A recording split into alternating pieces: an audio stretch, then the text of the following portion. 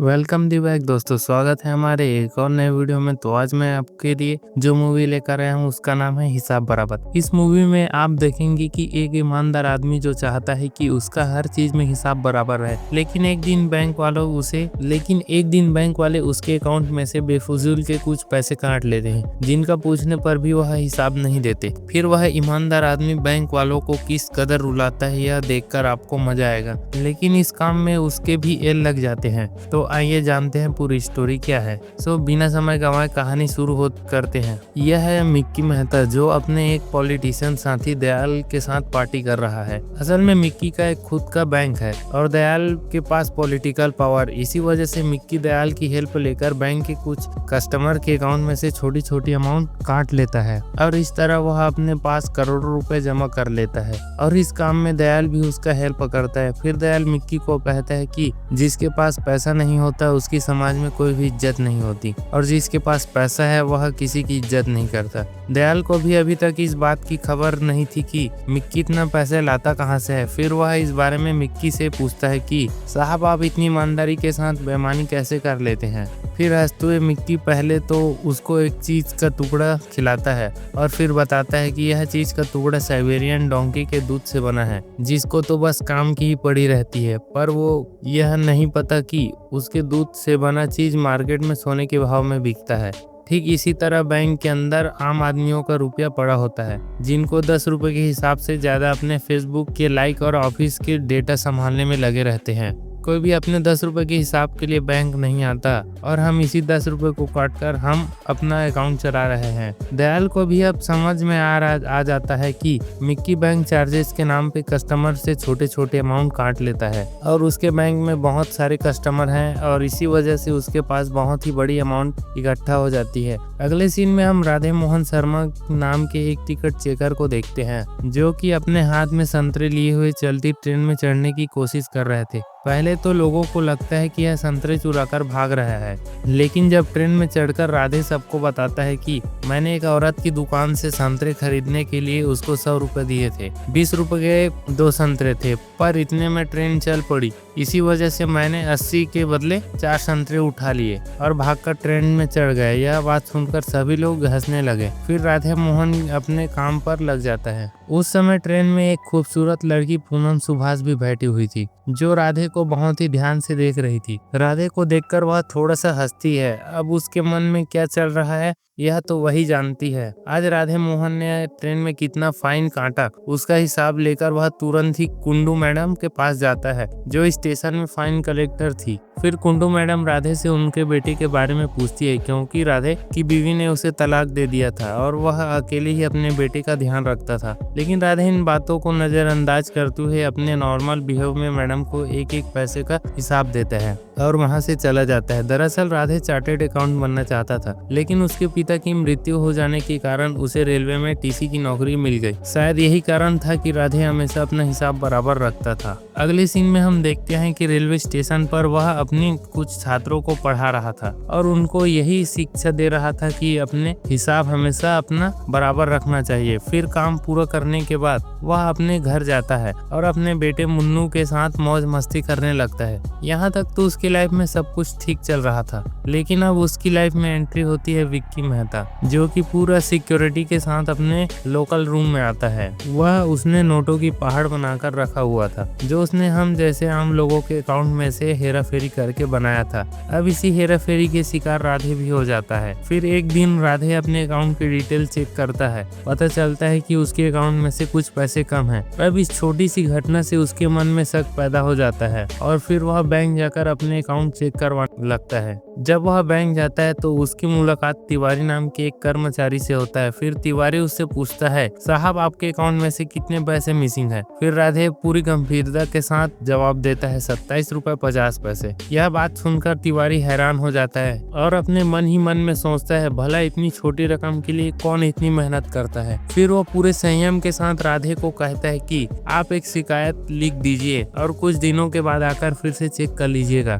फिर राधे अपना सिर हिलाकर हाँ कहता है और वहाँ से निकल जाता है, लेकिन अभी भी उसके मन में बहुत सारे सवाल घूम रहे थे। फिर वह अपने रेलवे स्टेशन पहुँच जाता है जहाँ से एक ट्रेन जा रही थी। उसी ट्रेन में पूनम नाम की एक लड़की बैठी हुई थी जो खिड़की से बाहर देखते हुए मुस्कुरा रही थी क्योंकि उसकी नज़र राधे में पड़ गई थी। दरअसल पूनम वही लड़की थी जिसका रिश्ता राधे के लिए आया था, लेकिन राधे ने उसे ठुकरा दिया और इसी वजह से यह थी कि पूनम अकाउंट में मार्क्स कम आए थे और राधे हमेशा सही हिसाब किताब रखने में विश्वास रखता था। शायद उसके मुस्कुराने का यही कारण था कि जब पूनम ने उसको देखा तो उसको अपने पुराने दिनों की याद आ गई। तभी ट्रेन में से टीसी और एक यात्री के बीच में जोरदार बहस हो जाती है। फिर राधे उन दोनों के बीच में आता है और विवाद को खत्म करता है। तभी उसकी नज़र पूनम पर पड़ती और फिर जैसे ही वह उससे बात करने के लिए आगे बढ़ता है, ट्रेन स्टेशन पर रुक जाता है। फिर ट्रेन में मौजूद यात्रियों की भीड़ ट्रेन में उतरने लगती है और पूनम भी उसी भीड़ में गुम हो जाती है। तभी अफरा तफरी में एक यात्री अपनी फाइल ट्रेन में ही भूल जाता है।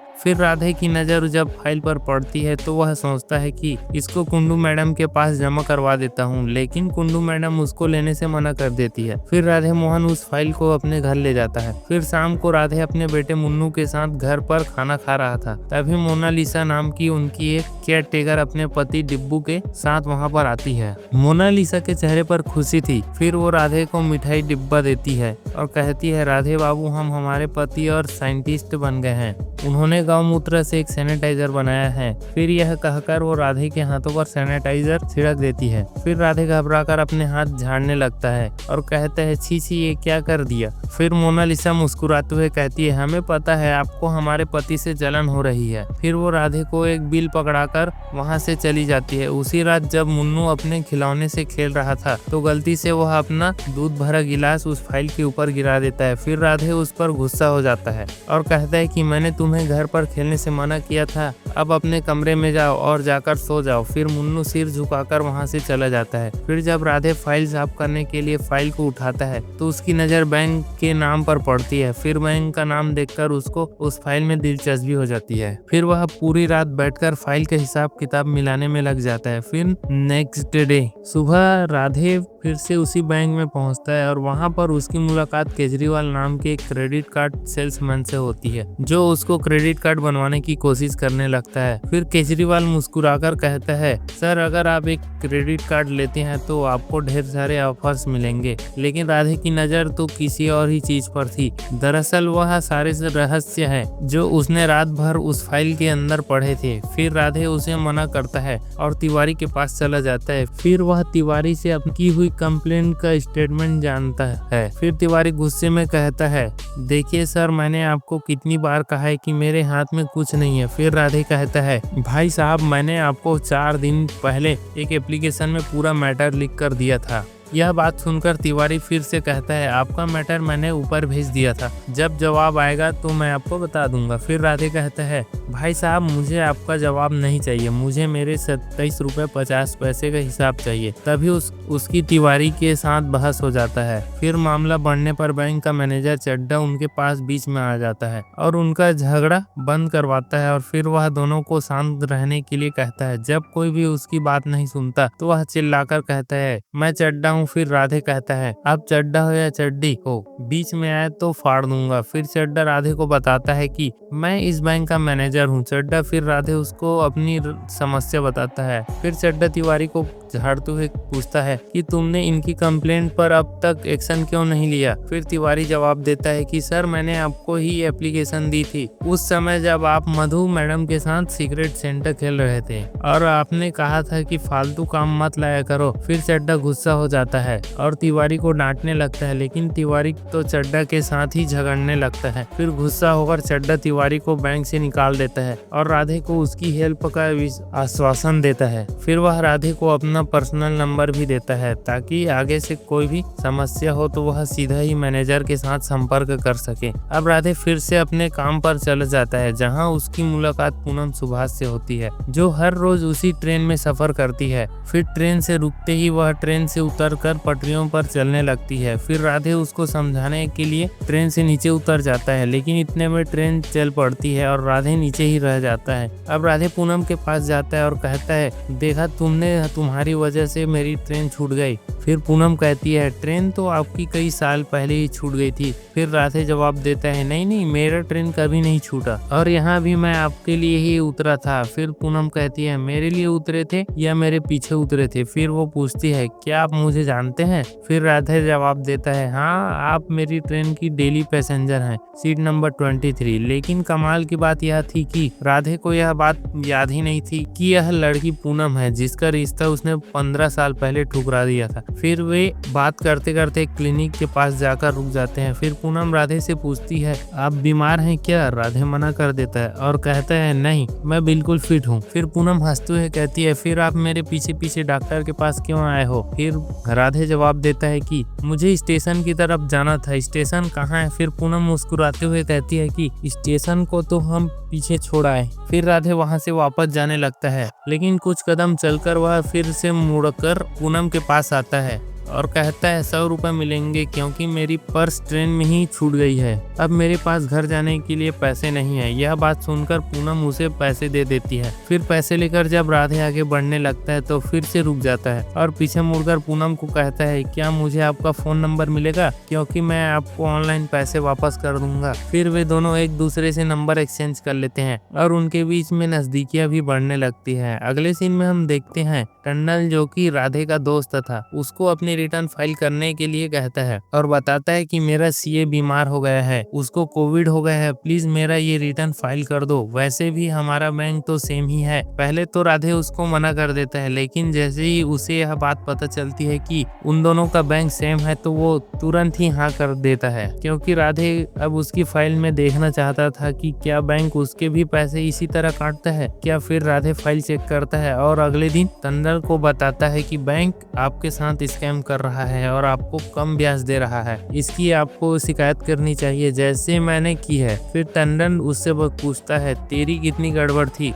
राधे जवाब देता है 27 रुपए 50 पैसे और इसके लिए मैं बैंक में 3 चक्कर लगा चुका हूँ। फिर टंडन उसे मजाक में कहता है कि तू चाहता है कि मैं 125 रुपए के लिए पूरे भारत यात्रा करूँ, बैंक के चक्कर लगाऊं, इतना समय नहीं है मेरे पास। फिर इतना कहकर वह वहाँ से चला जाता है। अब यह सारी चीजें राधे न्यूज में देखता है। अगले सीन में हम देखते हैं भव्य सेलिब्रेशन चल रहा था क्योंकि बैंक के पास 4 crore middle class account complete हो गए थे जिन्होंने अपनी कमाई यहाँ जमा कर रखी थी, जिसे राधे न्यूज में देख लेता है और उसे पता चलता है कि डू बैंक और डेली बैंक आपस में मर्ज होने वाले हैं। फिर अगले दिन सुबह राधे के पास बैंक मैनेजर चड्डा का फोन आता है और वह उसे बैंक में बुलाता है। फिर चड्डा उसे बताता है कि आपके 27 रुपए 50 पैसे आपके अकाउंट में ट्रांसफर कर दिए गए हैं और इसके साथ ही 32 इंच का टीवी भी आपको गिफ्ट किया जाएगा। अब अकेले राधे को ही नहीं बल्कि उसके दोस्त टंडन को भी उसके 125 रुपए लौटा दिए गए थे। फिर वे दोनों कुंडू मैडम और अपने एक दोस्त को मॉल में पार्टी करने के लिए ले जाते हैं और वहां पर सब लोग राधे की तारीफ करते हैं क्योंकि उसी की वजह से टंडन को 125 रुपए और 25,000 रुपए का टीवी गिफ्ट में मिल गए थे। फिर राधे बैंक के जरिए 2000 करोड़ के स्कैम के बारे में बताता है कि कैसे बैंक एक एक दिन की देरी करके लोगों को कम ब्याज देता है और छोटे छोटे घोटाला करके एक बड़ा घोटाला कर रहा है। यह सारा पैसा टैक्स फ्री ब्लैक मनी के रूप में देश से बाहर भेजा जाता है, जिसका असर देश की करेंसी और डीजल पेट्रोल की कीमतों पर पड़ता है। उस समय राधे की इस बात वहां पर बैठे हुए सब लोग ध्यान से सुन रहे थे और पीछे खड़े एक अंकल उसकी वीडियो भी बना लेते हैं। फिर उसका दोस्त टंडन मजाक में कहता है कि मुझे पेट्रोल डीजल से क्या, मेरे पास तो गाड़ी ही नहीं है। फिर कुंडू मैडम हंसते हुए कहती है कि औरतों के लिए तो केजरीवाल साहब ने बस फ्री कर रखी है। फिर यह बात सुनकर सब लोग हंसने लगते हैं। अब राधे को समझ में आ गया था कि लोग आसानी से नहीं समझेगी, इसलिए वो उस केजरीवाल जो कि बैंक में क्रेडिट कार्ड बेचता था उसकी हेल्प से 1000-1200 ग्राहकों की बैंक की स्टेटमेंट ले लेता है और फिर वह अपने स्टूडेंट्स के साथ मिलकर उनका मिलान करता है। उसको पता चलता है कि इन अकाउंट में से कुल 22,40,480 रुपए गायब है। फिर राधे उसकी शिकायत पुलिस में दर्ज करवाता है, लेकिन पुलिस वाले भी मिक्की से जुड़े हुए थे, इसलिए वे लोग राधे को ही बुलाकर उससे पूछताछ करने लगते हैं और धमकी देते हैं कि अगर शिकायत झूठी निकली तो इसके परिणाम गंभीर होंगे। फिर पुलिस स्टेशन में उसकी मुलाकात फिर से पूनम सुभाष से हो जाती है और वह बताती है कि मैं ही इस केस की इंचार्ज हूँ। यह बात सुनकर राधे को थोड़ी सी राहत मिलती है, लेकिन उसको दुख भी पहुंचाता है क्योंकि पूनम मैडम उसको दोस्त तरह नहीं बल्कि एक अजनबी की तरह ट्रीट कर रही थी। थी। दूसरी तरफ मिक्की मेहता के आदमी क्रेडिट कार्ड सेलर केजरीवाल को पीट रहे थे। तभी दयाल वहां पर आता है और कहता है, मेहता साहब क्या आप इसको मरवा देंगे? अगर यह मर गया तो इन्वेस्टिगेशन का असर आप पर पड़ेगा और वैसे भी आपका एक कर्मचारी गायब हो गया है, यह खबर मार्केट में फैल रही है। फिर मेहता गुस्से में जवाब देता है कि दयाल साहब मैं इस कीड़े को नहीं छोड़ूंगा और इसके बाद मैं उस टीसी को नंगा करूंगा। फिर अगले दिन पुलिस वाले राधे को पुलिस स्टेशन में बुलाते हैं और उससे पूछताछ करने लगते हैं कि तुमको उस बैंक की स्टेटमेंट कहाँ से मिली और जब तक तुम नहीं बताओगे तब तक हम आगे कुछ भी नहीं करेंगे। फिर यह बात सुनकर राधे को गुस्सा आ जाता है और वह कहता है कि मैं नहीं बता सकता यहाँ पर जांच बैंक की हो रही है या मेरी। फिर उसकी बात सुनकर पूनम को भी गुस्सा आ जाता है और वह गुस्से में कहती है, मिस्टर राधे यही प्रक्रिया है। फिर राधे जवाब देता है, यह सब मैं अपने लिए नहीं कर रहा हूँ बल्कि जनता के लिए कर रहा हूँ। तभी पीछे से तिवारी कहता है, 27 रुपए 50 पैसे के बदले तुमको 25,000 का टीवी मिला है, इसका हिसाब कौन देगा? फिर पूनम भी इसी बात का समर्थन करते हुए कहती है, 27 रुपए 50 पैसे के बदले 25,000 का टीवी, मुझे तो आपका ही हिसाब कमजोर लग रहा है। फिर वह कहती है, आपके पास कल तक का समय है, आप सोचकर हमारी बात का जवाब दे देना वरना हम कुछ भी नहीं कर पाएंगे। फिर यही रात को राधे अपने बेटे के साथ इंडिया गेट पर घूमने जाता है। तभी मुन्नू उससे बताता है कि एक अंकल बहुत देर से मुझे घूर रहे हैं। फिर राधे देखता है कि वो कोई और नहीं बल्कि वही क्रेडिट कार्ड सेलर केजरीवाल था। फिर राधे अपने बेटे को वहीं पर खड़ा करके केजरीवाल से बात करने के लिए जाता है, लेकिन तभी वह आदमी उसको इशारा करते हुए कहता है, आप अपना और अपने बेटे का ख्याल रखना। यह बात सुनकर राधे घबरा जाता है और तुरंत अपने बेटे के पास भागता है जहां पर वो उसको खड़ा करके आया था, लेकिन मुन्नू वहां पर नहीं था। फिर राधे घबरा जाता है और अपने बेटे को इधर उधर ढूंढने लगता है, लेकिन तभी एक आदमी मुन्नू को पकड़कर राधे के पास लाता है और उसे सौंप देता है। मुन्नू और राधे दोनों ही बहुत डर गए थे। अब राधे को भी समझ आ गया था कि शायद उसने बहुत ही बड़ी मुसीबत मोड़ ली है। फिर अगले दिन जब राधे दोबारा से पुलिस स्टेशन में जाता है तो वहाँ उसके दिए गए स्टेटमेंट को गलत बताया जाता है। फिर राधे कहता है कि आप इन सबको कॉल करके उनके पास मौजूद स्टेटमेंट मंगवाए और उनको चेक कीजिए। पूनम ने करीब 150 स्टेटमेंट चेक किए थे, उसे कुछ भी समझ में नहीं आता। फिर राधे उसको समझाने की कोशिश करता है कि आपने कैलकुलेशन गलत की है और आपको दोबारा से चेक करना चाहिए। इस बात पर पूनम गुस्से में आ जाती है और कहती है, मिस्टर राधे आपको पता है कि आपकी सबसे बड़ी खासियत क्या है? आप सिर्फ वही पन्ने देखते हैं जहां पर हिसाब गलत होता है और सही पन्नों पर तो आपकी नज़र भी जाती ही नहीं। किसी के अकाउंट में नंबर कम होने से उसका हिसाब नहीं बिगड़ता, क्योंकि नंबरों के हिसाब तो मिटाकर ठीक किए जा सकते हैं, लेकिन रिश्तों के हिसाब अगर एक बार बिगड़ जाए तो ना उसको मिटाया जा सकता है और ना ही ठीक किया जा सकता है। फिर पूनम उसको 15 साल पुरानी बात याद दिलाती है जब राधे ने उसको रिश्ता ठुकरा दिया था और आज वही पूनम राधे का हिसाब बराबर कर रही है। फिर वह कहती है कि बाकी का हिसाब अब कोर्ट करेगी। फिर अगले दिन कोर्ट में राधे के सबूतों को गलत साबित कर दिया जाता है और उसे एक दिन की पुलिस कस्टडी में भी भेज दिया जाता है।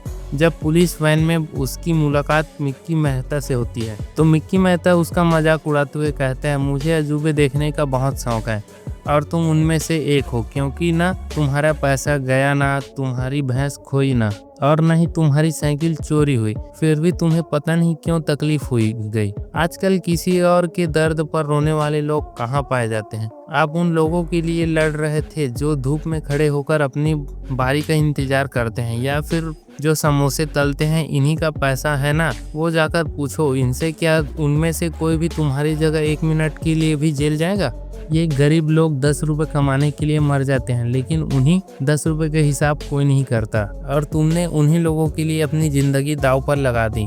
फिर वह हंसते हुए कहता है, जाओ जाओ, एक दिन के लिए तिहाड़ जेल में रह कर आओ। जब तुम वापस आओगे मैं तुम्हें इससे भी बड़ा टीवी दूंगा, 55 इंच का। इतना कहकर वह वहां से चला जाता है और पुलिस राधे को अपने साथ ले जाती है। अगले सीन में हम देखते हैं पूनम को भी पूरे बैंक घोटाले की सही जानकारी मिल जाती है। फिर वह यह बात बताने के लिए अपने सीनियर ऑफिसर के पास जाती है, लेकिन उसका सीनियर उसको कहता है अपना मुंह बंद रखो। अब पूनम बड़ी ही उलझन में पड़ गई थी। तभी उसके ससुर उसे समझाते हैं कि तुम्हें राधे से बात करनी चाहिए और उसे सब कुछ समझाना चाहिए। राधे जब जेल से बाहर आता है तो अगले दिन अपनी ड्यूटी पर वापस चला जाता है। तभी उसके स्टूडेंट अमन की एक कस्टमर से सिर्फ 20 रुपए के लिए बहस हो जाती है। बहस के दौरान धक्का मुक्की हो जाती है और अमन रेलवे ट्रैक पर गिर जाता है। अब इससे पहले कि वो संभाल पाता ट्रेन आ जाती है और वो उसकी चपेट में आकर अपनी जान गंवा बैठता है। यह सब कुछ देखकर राधे पूरी तरह से टूट जाता है और उसे महसूस होता है कि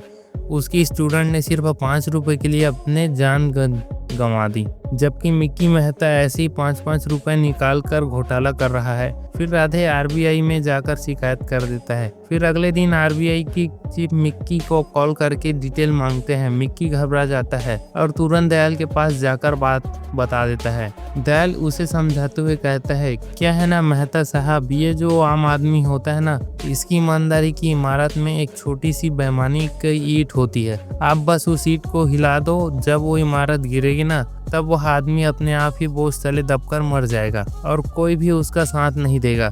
फिर अगले दिन पूरी प्लानिंग के साथ गैर कानूनी बात बताकर राधे के घर को तोड़ दिया जाता है। यह सब देखकर राधे को बहुत बुरा लगता है, लेकिन इससे भी ज्यादा बुरा तब लगता है जब राधे को उसकी नौकरी से भी हटा दिया जाता है। उस पर आरोप लगाया जाता है कि उसने सिर्फ 17 रुपए का घोटाला किया है और शायद यह बताने की जरूरत नहीं कि यह सब किसने और क्यों किया होगा। अब राधे भी अपने हालातों के आगे टूट चुका था। अब उसको बिल्कुल भी समझ में नहीं आ रहा था कि अब उसे क्या करना चाहिए। फिर जब राधे वहां से निकलता है तो टंडन उसे समझाने की कोशिश करता है कि तुम मिक्की मेहता से माफी मांग ले और इस मामले को रफा दफा कर दें।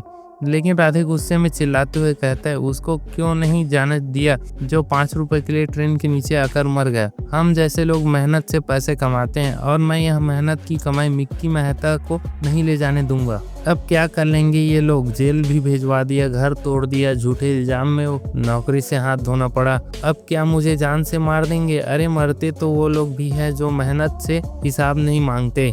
इतना कहकर वह वहां से चला जाता है। फिर रात के समय जब राधे और मुन्नू एक सड़क के किनारे बैठे थे तो उनके सामने मिक्की मेहता की गाड़ी आकर रुकती है। पहले तो मिक्की राधे को समझाने की कोशिश करता है, फिर उसके बेटे को सामने ही उसे मारता है और उसके बेटे को अपने साथ ले जाने लगता है। तभी पास से गुजर रहा था एक आदमी मिक्की से कहता है, बच्चे को छोड़ दो और इन्हें जाने दो, लेकिन मिक्की उसकी बात नहीं सुनता। इतने में पीछे से बहुत सारे लोग भीड़ जमा हो जाती है और उसकी वीडियो बनाने लगती है। सब देखकर मिक्की डर जाता है और अपने आदमियों के साथ वहां से भाग जाता है। फिर उसके जाने के बाद वो आदमी राधे को उस दिन मॉल में हुई बात याद दिलाता है और बताता है कि तुम्हारी बात बिल्कुल ठीक थी, मैंने मेरे बेटे को तुम्हारा वीडियो दिखाया और फिर उसने भी मेरे अकाउंट चेक किया और उसको मेरे अकाउंट में गड़बड़ मिली। फिर मैंने अपने अकाउंट तुरंत ही उस बैंक में बंद करवा दिया। फिर राधे को वहाँ मौजूद लोगों की बातें पता चलता है कि उन सभी लोगों का अकाउंट उसी बैंक में था। अब जब सबको घोटाला पता चल ही चुका था तो उन्होंने अपने अकाउंट बंद करवाने का फैसला किया और अगले दिन ही पूरी भीड़ पहुंच गई और धीरे धीरे यह बात आग की तरह फैल गई। अब पूनम भी उन सभी फाइलों को सोशल मीडिया पर डाल देती है जिनको उसने सीनियर्स को छुपाने की कोशिश कर रहे थे। अब मिक्की को भी बात पता चल गई थी कि जनता को उसके किए हुए घोटालों के बारे में पता चल गया है। फिर वह घबराकर दयाल के पास जाता है। फिर दयाल उसे समझाता है कि 2000 करोड़ में से 1500 करोड़ मुझे दे दो और 500 करोड़ लेकर देश छोड़कर भाग जाओ, बाकी मैं खुद संभाल लूंगा। फिर उसी रात मिक्की दयाल को सारे पैसे देकर भागने की कोशिश करने लगता है। तभी अगले दिन हम देखते हैं राधे कमेटी मेंबर्स के सामने अपने ऊपर लगाए हुए सभी इल्जाम गलत साबित कर देता है, वो भी पूरे सबूतों के साथ। दूसरी तरफ दयाल को भी पता चलता है कि मिक्की ने उसके साथ धोखा किया। मिक्की ने उसे 1500 करोड़ की जगह सिर्फ 682 करोड़ ही दिए थे, इसलिए वो उसे बार बार कॉल करने लगता है। अब मिक्की एयरपोर्ट पर पहुंच चुका था और उसके पास पैसों से भरे हुए बैग भी थे। फिर वो जैसे ही फ्लाइट में बैठता है, अचानक से वहां पर फ्लाइट अटेंडेंट आती है और उसे बताती है कि आपके बैग्स को रोक लिया गया है। यह बात सुनते ही मिक्की के होश उड़ जाते हैं उसे समझ में नहीं आता कि अब वो इस स्थिति को कैसे हैंडल करे। फिर वो बाहर आता है और सिक्योरिटी चेकिंग एरिया में जाता है। वो देखता है कि उसके बैग्स को चेक किया जा रहा था। फिर ये देखकर मिक्की भागते हुए अपने बैग के पास जाता है। तभी एक औरत पैर अड़ाकर उसे गिराने की कोशिश करती है। फिर मिक्की सीधा गोबर से भरे हुए बैग के ऊपर मुंह के बल गिरता है। अब राधे भी अपने सारे सबूत पेश करने के बाद काफ़ी ज़्यादा खुश था, लेकिन दूसरी तरफ मिक्की अपने पकड़े जाने की वजह से बेहद ज़्यादा परेशान था। तभी उसके पास दयाल की कॉल आता है और वह उसे बताता है कि मुझे 1500 करोड़ की जगह सिर्फ तुमने 682 करोड़ ही मिले। और इस बात पर वह काफ़ी ज़्यादा गुस्सा था। इसका मतलब था कि अब अगर मिक्की फंस भी गया तो दयाल उसकी हेल्प नहीं करेगा। अब पुलिस वाले मिक्की को पकड़कर अपने साथ ले जाते हैं, लेकिन तभी रास्ते में उसे याद आता है कि जब वह एयरपोर्ट के अंदर दाखिल हुआ था तो जानबूझकर एक गुड्डे की कॉस्ट्यूम पहनकर एक आदमी उससे टकरा गया था और इसी दौरान उसका ध्यान भटकने की वजह से उसके हाथ में से बैग भी निकल गए। दरअसल वहां पर मौजूद सभी लोग, जैसे कि क्लिनिक स्टाफ और आसपास खड़े लोग, वही लोग थे जिन्होंने मिक्की के पास में से अकाउंट खुलवा रखा था। अब राधे की वीडियो वायरल होने की वजह से उन लोगों में जागरूकता आ गई और उन्होंने मिक्की को फंसाने और उसे इंडिया से बाहर जाने के रोक लिया था। फिर क्लिनिक स्टाफ के लोग वहां सारा रुपया कचरे के डिब्बे में भरकर वहां से बाहर ले जाते हैं, जिनको एक ट्रक के अंदर डालकर वेयर हाउस पहुंचा दिया जाता है। वहां पर वे सभी लोग मौजूद थे जिन्होंने राधे पर भरोसा किया था। अब इन लोगों के अंदर सचमुच में जागरूकता आ चुकी थी। उस समय वहां पर राधे, उसका बेटा मुन्नू, पूनम मैडम और आरबीआई की गवर्नर भी मौजूद थी। अब वे सब इस छोटे से हिसाब को बराबर करके बहुत ज़्यादा खुश थे। सबको समझ में आ गया था कि हर जगह अपना हिसाब बराबर रखना चाहिए। और इसी के साथ इस मूवी का एंड हो जाता है दोस्तों। यह कहानी एक घोटाले के बारे में थी जिसके बारे में किसी को भी अंदाज़ा नहीं था। तो दोस्तों, अगर ये एक्सप्लेनेशन अच्छा लगा हो तो कमेंट में अगला मूवी ज़रूर कमेंट कीजिएगा ताकि मैं उस मूवी का एक्सप्लेनेशन वीडियो बना सकूं। तो दोस्तों, हम मिलेंगे एक और नई वीडियो की स्टोरी के साथ। तब तक के लिए गुड बाय, जय हिंद दोस्तों।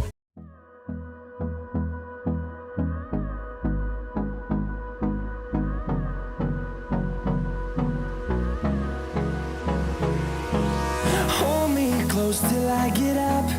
Time is barely on our side.